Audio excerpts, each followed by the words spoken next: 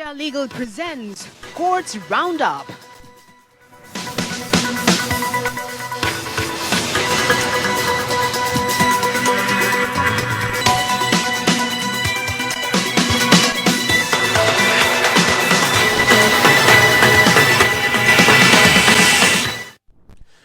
प्रयागराज की MP MLA court ने 17 साल पुराने उमेश पाल अपहरण केस में बड़ा फैसला सुनाया है। अपहरण मामले में कोर्ट ने अतीक अहमद समेत कुल 3 आरोपियों को दोषी करार देते हुए उन्हें उम्र कैद की सजा सुनाई है। कोर्ट ने इस मामले में अतीक के अलावा हनीफ, दिनेश पासी को भी दोषी पाया और इन तीनों पर 1-1 लाख रुपए का जुर्माना लगाया। वहीं इस मामले में अतीक के भाई अशरफ समेत 7 को बरी कर दिया गया है। लगता है कि अतीक की मुसीबत अब और बढ़ जाएगी। सीबीआई की एक विशेष अदालत ने सोमवार को एक प्रॉपर्टी डीलर से रंगदारी मांगने, मारपीट करने और अपहरण करने के मामले में अतीक अहमद और उनके बेटे उमर अहमद की आरोप मुक्त करने का अनुरोध करने वाली याचिका खारिज कर दी है। अदालत ने सीबीआई को आदेश दिया कि वो जेल में बंद सभी आरोपियों को व्यक्तिगत या वीडियो कॉन्फ्रेंसिंग के जरिए नियत तिथि पर अदालत में पेश करें। इससे पहले सुप्रीम कोर्ट ने मंगलवार को गैंगस्टर से राजनेता बने अतीक अहमद को राहत देने से इनकार कर दिया था, जिसने सुप्रीम कोर्ट में दायर अपनी याचिका में ये आशंका जताई थी कि इसे उत्तर प्रदेश पुलिस द्वारा फर्जी मुठभेड़ में मार दिया जाएगा। जस्टिस रस्तोगी ने स्पष्ट रूप से कहा कि यह हाई कोर्ट के विचार करने का मामला है।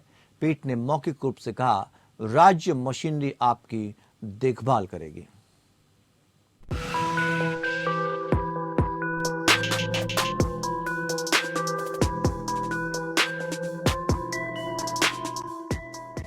सत्रह साल पुराने उमेश पाल अपहरण केस में प्रयागराज की एमपी एमएलए कोर्ट ने बड़ा फैसला सुनाया है। कोर्ट ने बाहुबली अतीक अहमद समेत 3 आरोपियों को दोषी करार देते हुए उम्र कैद की सजा सुनाई। कोर्ट ने अपहरण के इस मामले में अतीक के अलावा हनीफ, दिनेश पासी को भी दोषी ठहराया है। कोर्ट ने तीनों पर 1-1 लाख रुपए का जुर्माना भी लगाया है। कोर्ट ने आईपीसी की धारा 364A के तहत इन्हें दोषी ठहराया। कोर्ट ने अतीक के भाई अशरफ अहमद सहित 7 आरोपियों को आरोप मुक्त या बरी कर दिया है। आईपीसी की धारा 364A अपहरण के लिए दंड का प्रावधान करती है। इस मामले में अधिकतम सजा फांसी या आजीवन कारावास और जुर्माने की व्यवस्था है। तो आज जिसको सजा हुई है वो निर्देश देगा तो चैलेंज किया जाएगा। अभी क्या कुछ पता चल पाया, कहाँ ले जाएंगे? ये शासन बताएगा, मैं कैसे बता दूं। अशरफ का काफी नाम था, लेकिन अशरफ को दोष मुक्त कर दिया गया है। बैठिए सर, बैठिए बस। तो अभी और भी और मुकदमे से आज तो यही मुकदमा था ना। मतलब जब वादी कहेगा तब आपके द्वारा अपील की जाएगी। बिल्कुल, हम लोग निर्देश से, उसके निर्देश से ही वह निर्भर करते हैं। मान लीजिए वो मुझको नहीं करता है, अपनी चॉइस का वो अभिव्यक्ता कर सकता है अपने बचाव में। आप लोगों के द्वारा क्या बहस करी, क्या दलील दी गई, क्योंकि उसमें 364A भी लगाया गया है, सारी चीजें। वो तो पहले बहस हो चुकी है, आज ये सजा के प्रश्न पर बहस की गई। ठीक सर, आप बैठ जाइए, बात करिए। रुक जाइए। हाँ। वहीं इस अदालत के इस फैसले के बाद उमेश की मां ने कहा कि जो फैसला आया वो अपहरण केस का है, बाद में उसका मर्डर कर दिया गया। मुझको मुख्यमंत्री पर विश्वास है, अतीक को फांसी की सजा सुनाई जाए। मेरे बेटे का अपहरण न सुनने दिया न देखने दिया, उसका मर्डर हो गया। तो अब मेरा यही निवेदन है कि अपहरण केस में इसको आजीवन कारावास हुआ है, लेकिन बाद में मेरे बेटे का मर्डर हुआ। मेरा बेटा कलम की लड़ाई लड़ता था, बम गोली की नहीं लड़ता था। मुझे न्याय चाहिए, आतंक नहीं चाहिए। आतंक का मतलब है कि फिर आप भी हो सकते हैं, मैं भी हो सकती हूँ, अगला कोई और भी हो सकता है। मैं इसलिए चाह रही हूँ कि उसका आतंक खत्म हो, चाहे जैसे भी खत्म हो। उमेश पाल बसपा विधायक राजू पाल की हत्या का चश्मदीद गवाह था। उनका 2006 में अपहरण कर लिया गया था और उन्हें अतीक और अन्य के खिलाफ सबूत नहीं देने के लिए मजबूर किया गया था। इस मामले में एफआईआर उमेश पाल ने जुलाई 2007 में दर्ज कराई थी। उमेश पाल ने अपनी शिकायत में कहा था कि 28 फरवरी 2006 को अतीक अहमद और उसका भाई अशरफ अपने साथियों के साथ आया और उमेश को उठाकर अपने दफ्तर ले गया। वहां उमेश को जमकर मारा पीटा गया और गवाही पलटने को कहा गया। ऐसा नहीं करने पर जान से मारने की धमकी दी गई। उमेश पाल ने 5 लोगों के खिलाफ नामजद मुकदमा दर्ज कराया था। पुलिस ने जब जांच की तो और भी लोगों के नाम इसमें शामिल किए गए। तारीख 25 जनवरी 2005, जगह प्रयागराज। राजू पाल की दिन दहाड़े प्रयागराज की सड़कों पर गोली मारकर हत्या कर दी गई थी। राजू पाल उस समय मायावती की बसपा के विधायक थे। उमेश पाल इस केस में गवाह थे। आरोप है कि उमेश पाल की गवाही रोकने के लिए 28 फरवरी 2006 को उमेश पाल का अपहरण कर लिया गया था। इसके एक साल बाद उमेश पाल ने प्रयागराज के धूमनगंज थाने में साल 2007 में मामला दर्ज करवाया। 2007 में यूपी में मायावती की सरकार बन गई थी। मायावती की सरकार बनने के बाद इस एक साल पुराने केस में गंभीर धाराओं में मुकदमा दर्ज किया गया। इसमें कुल 11 लोगों को नामजद किया गया, जिसमें अतीक अहमद और उसके भाई अशरफ का नाम भी शामिल था। Bureau report. दिल्ली के जामिया नगर में हुई हिंसा के मामले में हाईकोर्ट ने शर्जील इमाम समेत 9 लोगों के खिलाफ आरोप तय कर दिए हैं। दिल्ली हाईकोर्ट ने निचली अदालत के आदेश को पलट दिया। हाईकोर्ट ने आरोपियों के खिलाफ दंगे और अन्य आरोप तय करने का निर्देश दिया है। वहीं 2 आरोपियों को कोर्ट ने आरोप मुक्त कर दिया है।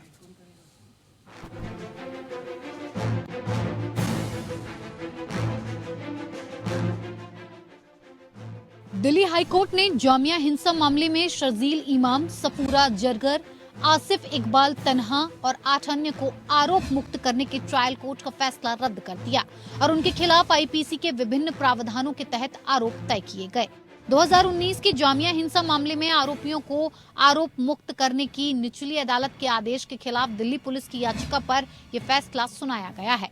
अदालत ने ट्रायल कोर्ट के आदेश को आंशिक रूप से उलट दिया और इमाम, तन्हा और जरगर सहित 11 आरोपियों में से 9 के खिलाफ उनके खिलाफ आईपीसी के विभिन्न प्रावधानों के तहत आरोप तय किए। जस्टिस स्वर्ण कांता शर्मा ने फैसला सुनाते हुए कहा, शांतिपूर्ण सभा का अधिकार उचित प्रतिबंधों के अधीन है और हिंसा या हिंसक भाषण के कार्य सुरक्षित नहीं है। अदालत ने कुछ आरोपियों का जिक्र करते हुए ये भी कहा, प्रथम दृष्टया जैसा कि वीडियो में देखा जा सकता है, प्रतिवादी भीड़ की पहली पंक्ति में थे। वो दिल्ली पुलिस मुर्दाबाद के नारे लगा रहे थे और बैरिकेड्स को हिंसक रूप से धकेल रहे थे। इमाम, जरगर, मोहम्मद कासिम, महमूद अनवर, शहजर रजा, उमेर अहमद, मोहम्मद बिलाल नदीम और चंदा यादव पर भारतीय दंड संहिता की धारा 143, 147, 149, 186, 353, 427 के साथ साथ अन्य धाराओं के तहत आरोप लगाए गए थे। सार्वजनिक संपत्तियों के नुकसान की रोकथाम अधिनियम। आरोपी मोहम्मद शोएब और मोहम्मद अबूजार पर आईपीसी की धारा 143 के आरोप लगाए गए और अन्य सभी अपराधों से मुक्त कर दिया गया। तन्हा को आईपीसी की धारा 308, 323, 341 और 435 से मुक्त कर दिया गया। उनके खिलाफ अन्य धाराओं के तहत आरोप तय किए गए थे। अदालत ने 23 मार्च को मामले की 2 घंटे से अधिक लंबी सुनवाई के बाद आदेश सुरक्षित रख लिया है। मामला दिसंबर 2019 में जामिया मिलिया इस्लामिया यूनिवर्सिटी में हुई हिंसा की घटनाओं से जुड़ा है। पुलिस ने 21 अप्रैल 2020 को मोहम्मद इलियास के खिलाफ चार्जशीट दायर की और इसके बाद 11 अन्य आरोपी व्यक्तियों के खिलाफ दूसरी सप्लीमेंट्री चार्जशीट दायर की गई, जिन्हें इस मामले में आरोप मुक्त कर दिया गया। ट्रायल कोर्ट ने अपने आदेश में कहा कि दिल्ली पुलिस नए सबूत पेश करने में नाकाम रही। इसकी बजाय एक और सप्लीमेंट्री चार्जशीट दायर करके आगे की जांच की आड़ में पुराने तथ्य पेश करने की मांग की गई। कोर्ट ने कहा कि ऐसा कोई चश्मदीद गवाह नहीं है जो पुलिस के इस कथन की पुष्टि कर सके कि आरोपी व्यक्ति किसी भी तरह से अपराध करने में शामिल थे। Bureau report, APN news.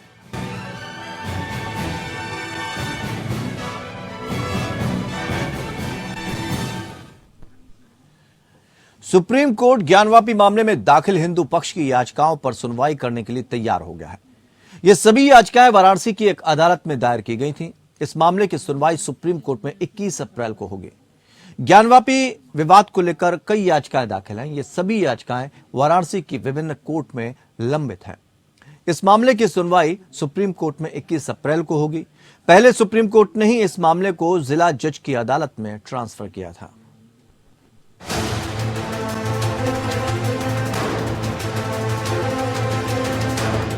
Supreme court Varanasi की एक अदालत में ज्ञानवापी मस्जिद परिसर विवाद से संबंधित दायर सभी मुकदमों को एक साथ करने के अनुरोध वाली हिंदू पक्ष की याचिका पर 21 अप्रैल को सुनवाई के लिए मंगलवार को सहमत हो गया। प्रधान न्यायाधीश DY चंद्रचूड़ और न्यायमूर्ति PS नरसिम्हा एवं न्यायमूर्ति JB पारदीवाला की पीठ ने वकील विष्णु शंकर जैन की दलीलों पर गौर किया कि वाराणसी के जिला न्यायाधीश ने इस विवाद से जुड़े सभी दीवानी मामलों को एक साथ करने की याचिका पर फैसला 5 बार स्थगित किया गया था। पीठ ने कहा, हम इसे 21 अप्रैल को सुनवाई के लिए सूचीबद्ध करेंगे। सर्वोच्च अदालत ने पिछले साल 11 नवंबर को उस क्षेत्र की सुरक्षा अगले आदेश तक बढ़ा दी थी, जहां वाराणसी के ज्ञानवापी मस्जिद परिसर में एक शिवलिंग मिलने का दावा किया गया है। पीठ ने हिंदू पक्षकारों को ज्ञानवापी मस्जिद श्रृंगार गौरी विवाद में दायर सभी मुकदमों को एक साथ करने के लिए वाराणसी जिला न्यायाधीश के समक्ष आवेदन दायर करने की अनुमति भी दी थी। उच्चतम न्यायालय ने सर्वेक्षण आयुक्त की नियुक्ति पर इलाहाबाद उच्च न्यायालय के आदेश को चुनौती देने वाली अंजुमन इंतजामिया मस्जिद समिति की अपील पर 3 सप्ताह के भीतर अपना जवाब दाखिल करने का निर्देश भी हिंदू पक्षकारों को दिया था। पिछले साल 17 मई को उच्चतम न्यायालय ने वाराणसी के जिला मजिस्ट्रेट को ज्ञानवापी श्रृंगार गौरी परिसर के अंदर के क्षेत्र की सुरक्षा सुनिश्चित करने का निर्देश देते हुए एक अंतरिम आदेश पारित किया था, जहां सर्वेक्षण के दौरान शिवलिंग होने का दावा किया गया था। उधर वाराणसी की अदालत में चल रहे काशी विश्वनाथ ज्ञानवापी मस्जिद मामले पर उनकी टिप्पणी के लिए समाजवादी पार्टी के अध्यक्ष अखिलेश यादव और अखिल भारतीय मजलिस इत्तेहादुल मुस्लिमीन के प्रमुख असदुद्दीन ओवैसी के खिलाफ पहली सूचना रिपोर्ट दर्ज करने की मांग वाली एक पुनरीक्षण याचिका में नोटिस जारी किया। अधिवक्ता हरिशंकर पांडे द्वारा दायर एक पूर्व याचिका को अदालत ने खारिज कर दिया था, जिसमें कहा गया था कि नेताओं के खिलाफ कोई संज्ञेय अपराध नहीं बनता है। पांडे ने बाद में इस आदेश के खिलाफ एक पुनरीक्षण याचिका दायर की। दलील में कहा गया कि नेताओं ने शिवलिंग पर अपनी आपत्तिजनक टिप्पणी से हिंदुओं की भावनाओं को ठेस पहुंचाई है। धार्मिक भावनाओं को आहत करने के आरोप में ओवैसी और यादव के खिलाफ प्राथमिकी दर्ज करने की प्रारंभिक याचिका को पिछले साल 15 नवंबर को स्वीकार किया गया था। अदालत ने 31 जनवरी को अपना आदेश सुरक्षित रख लिया था और पिछले महीने याचिका खारिज कर दी थी। सुप्रीम कोर्ट ने मंगलवार को फिर से बार काउंसिल ऑफ इंडिया द्वारा हड़ताल पर जाने वाले वकीलों के खिलाफ अनुशासनात्मक कार्रवाई के मानदंडों को अंतिम रूप देने में सक्षम नहीं होने पर नाराजगी जाहिर की है। न्यायमूर्ति दिनेश माहेश्वरी और न्यायमूर्ति संजय कुमार की खंडपीठ ने कहा कि अदालत के काम का बहिष्कार करने के दोषी वकीलों पर सीधे दंड लगाने के अलावा कोई विकल्प नहीं बचा है। ये टिप्पणी उस वक्त की गई जब बीसीआई के वकील ने मामले में स्टेट बार काउंसिल के सुझावों को शामिल करते हुए एक विस्तृत हलफनामा दाखिल करने के लिए और समय मांगा। कोर्ट ने तब मामले को 17 अप्रैल तक के लिए टाल दिया और बीसीआई से यह खुलासा करने को कहा कि क्या स्टेट बार काउंसिल कोई बाधा पैदा कर रहे हैं। पीठ एनजीओ कॉमन कॉज द्वारा दायर एक अवमानना याचिका पर सुनवाई कर रही थी, जिसमें अदालत के काम का बहिष्कार करने वाले वकीलों के खिलाफ कार्रवाई की मांग की गई थी। सुप्रीम कोर्ट ने जनवरी में देश भर में वकीलों की हड़ताल को रोकने के लिए ठोस कदम उठाने में देरी के लिए बीसीआई से निराशा व्यक्त की।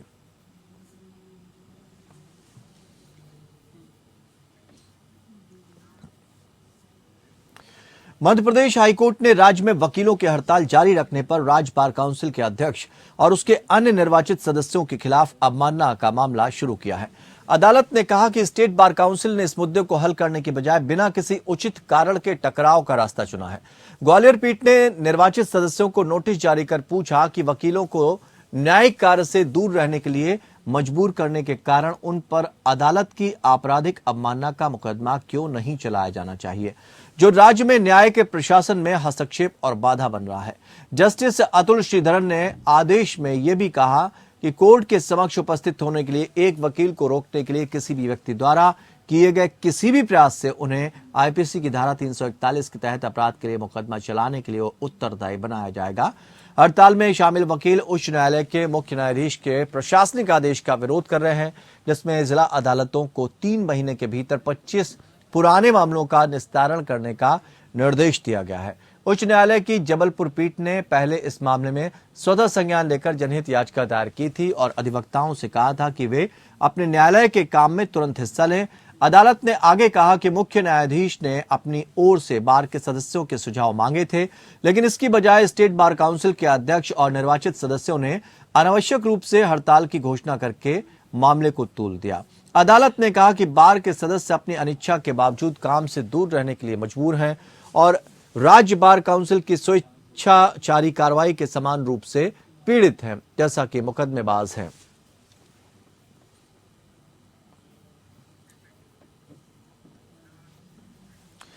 अक्सर अधिवक्ताओं की जान पर खतरा भी मंडराता है। किसी केस को लेने पर उन्हें धमकी मिलती है। उमेश पाल भी एक वकील ही था जिसकी हत्या की गई। आइए इंडिया लीगल के वेब रिपोर्ट से जानें कि एडवोकेट प्रोटेक्शन एक्ट कैसे वकीलों को सुरक्षा मिलती है इसके तहत।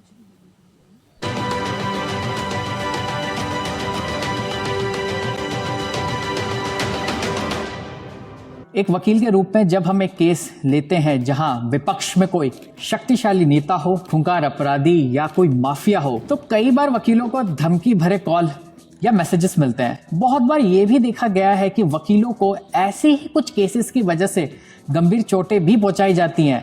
कभी कभी तो वकीलों की हत्या कर दी जाती है, जैसे कि जोधपुर की घटना में सामने आई थी। Keeping this situation in mind, Rajasthan government सबसे पहला राज्य बना जिसने एडवोकेट प्रोटेक्शन एक्ट पास किया। The act aims to curb the offences of assault, grievous hurt, criminal force and criminal intimidation against the advocates in connection with the discharge of the duties as an advocate and the damage or loss to their property. In fact, 50,000 के fine के साथ साथ 2 से 7 साल की सजा भी मिलती है। और तो और इस एक्ट में वकील के लिए पुलिस प्रोटेक्शन का प्रोविजन भी है। ये एक्ट सिर्फ राजस्थान में ही एप्लीकेबल है कि आपको नहीं लगता दूसरे राज्यों को भी कुछ ऐसे ही प्रोविजन पास करने चाहिए? हमें कमेंट सेक्शन में जरूर बताएं।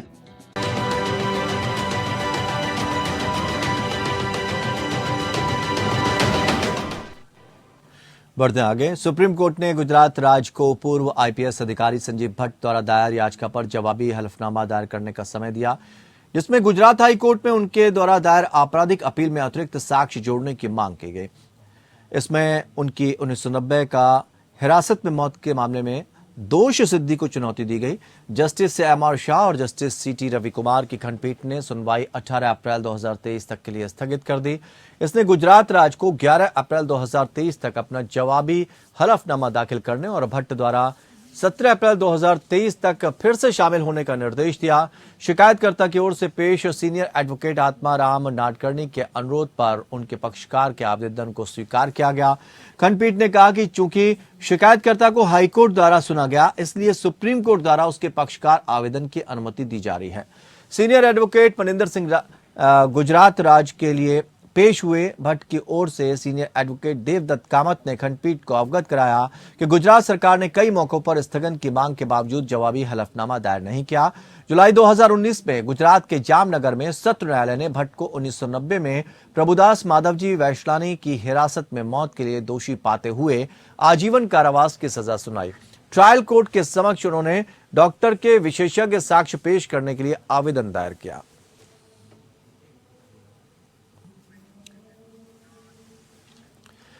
दिल्ली हाईकोर्ट को एकनाथ शिंदे गुट के नेता राहुल शेवाले की ओर से दायर मानहानि के मामले में महाराष्ट्र के राजनीतिक नेताओं उद्धव ठाकरे, आदित्य ठाकरे और संजय राउत को सम्मन जारी किया है। जस्टिस प्रतीक जलान ने ठाकरे और राउत द्वारा दिए गए कुछ बयानों के खिलाफ शेवाले द्वारा दायर मुकदमे में सम्मन जारी किया, जिसमें आरोप लगाया गया था कि एकनाथ शिंदे गुट ने 2000 करोड़ रुपए में शिवसेना का सिंबल खरीदा था। अदालत ने अंतरिम निषेधाज्ञा की मांग करने वाले शेवाले के आवेदन में गूगल और ट्विटर सहित प्रतिवादियों से भी जवाब मांगा और मामले को 17 अप्रैल को सुनवाई के लिए सूचीबद्ध किया। शेवाले की ओर से पेश सीनियर एडवोकेट राजीव नायर ने अदालत को आरोपों से अवगत कराया और प्रतिवादियों को कोई और मानहानिकारक आरोप लगाने से रोकने के लिए अदालत से निषेधाज्ञा पारित करने की प्रार्थना की। हालांकि जस्टिस जालान ने कहा कि पक्षकारों की प्रतिक्रिया के बाद ही कोई आदेश पारित किया जाएगा। अदालत ने कहा, आरोप सही है या गलत, रिकॉर्ड पर हलफनामा होने के बाद मैं इस पर फैसला करूंगा। मैं पहले ऑर्डर पास नहीं करना चाहता। सुनवाई के दौरान अदालत ने मौखिक रूप से टिप्पणी की, ये राजनीतिक झगड़े चल रहे हैं, जहां तक संस्थानों का संबंध है उन्हें अपने लिए खड़ा होना होगा।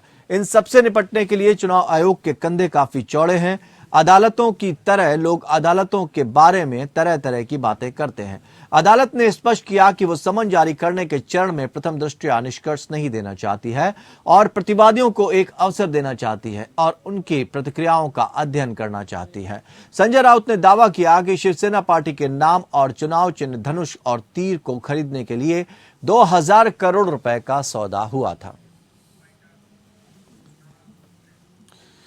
तो फिलहाल इतना ही, लेकिन खबरों का सफर लगातार जारी रहेगा। जुड़े रहिए हमारे साथ।